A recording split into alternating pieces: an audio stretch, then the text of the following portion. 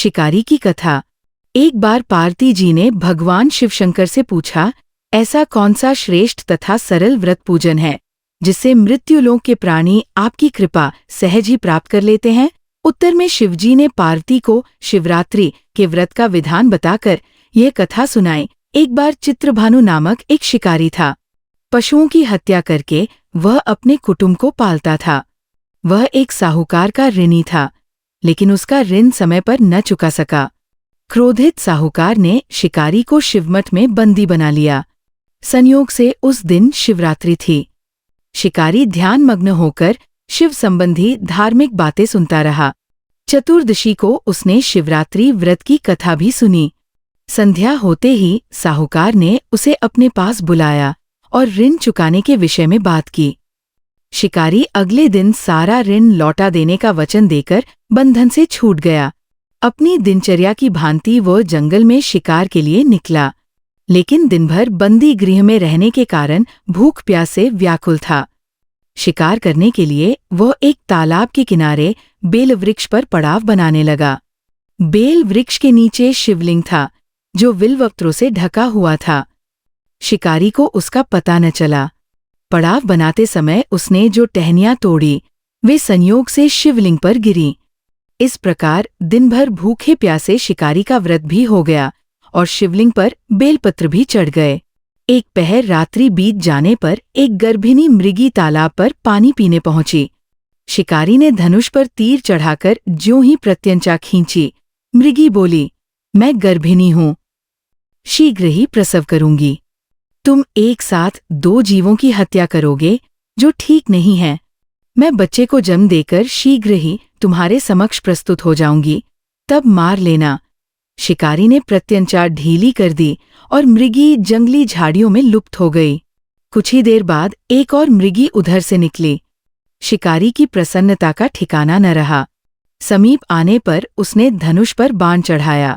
तब उसे देख मृगी ने विनम्रतापूर्वक निवेदन किया, हे पारधी, मैं थोड़ी देर पहले ऋतु से निवृत्त हुई हूं, कामातुर विरहिणी हूं, अपने प्रिय की खोज में भटक रही हूं।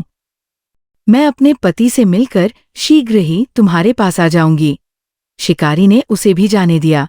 2 बार शिकार को खोकर उसका माथा ठनका। वह चिंता में पड़ गया।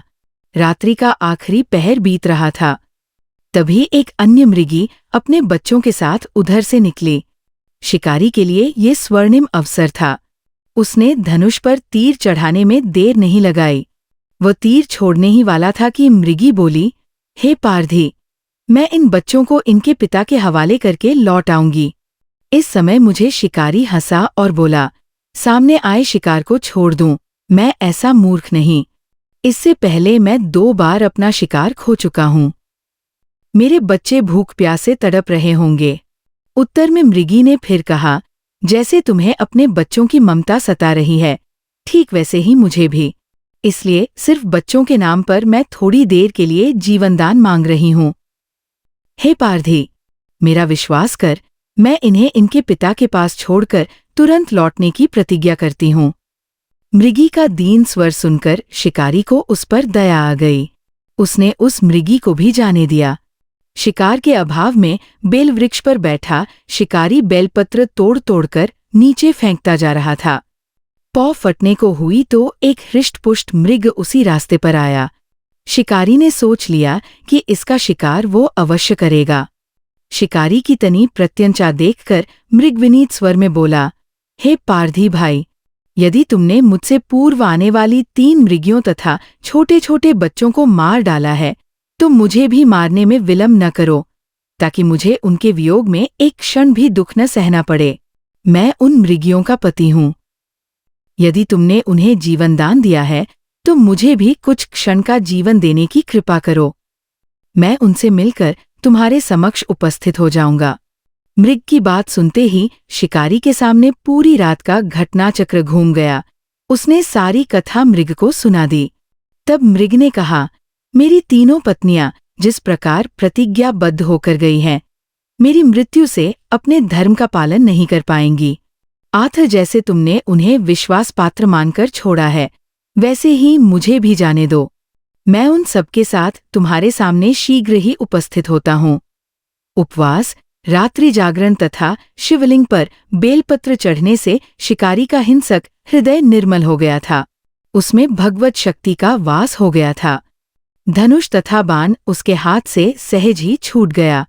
भगवान शिव की अनुकंपा से उसका हिंसक हृदय कारुणिक भावों से भर गया। वह अपने अतीत के कर्मों को याद करके पश्चाताप की ज्वाला में जलने लगा। थोड़ी ही देर बाद वह मृग सपरिवार शिकारी के समक्ष उपस्थित हो गया ताकि वह उनका शिकार कर सके, किंतु जंगली पशुओं की ऐसी सत्यता, सात्विकता एवं सामूहिक प्रेम भावना देखकर शिकारी को बड़ी ग्लानि हुई। उसके नेत्रों से आंसुओं की झड़ी लग गई।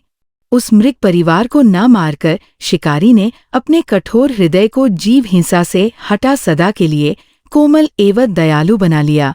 देवलोक से समस्त देव समाज भी इस घटना को देख रहे थे। घटना की परिणति होते ही देवी देवताओं ने पुष्प वर्षा की। तब शिकारी तथा मृग परिवार मोक्ष को प्राप्त हुए।